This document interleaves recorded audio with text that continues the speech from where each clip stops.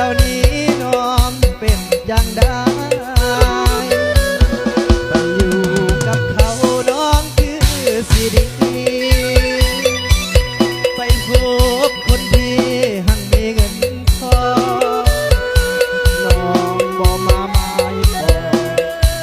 ปักทองความหักสองเราเจ้าลืมทุกอย่างความหาเคยมีต่อกันน้องมาลืมมันทุกวันไม่ได้แต่ก่อนอย่าไปเลยน้องไอ้นี่ขอห้องสามวันอย่าทิ้งไอ้ไปที่ปล่อยไอ้อยู่คนเดียวนี่บอก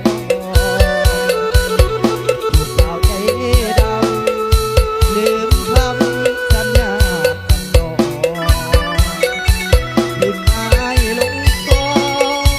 บอกแค่อายเด้อน้องนาอายหากเจ้าเด้ออยากให้เข้าใจถ้าหากเข้าป่าน้องไปให้หูไว้ว่ายังมีอายที่รักเขายังมีชาตินี้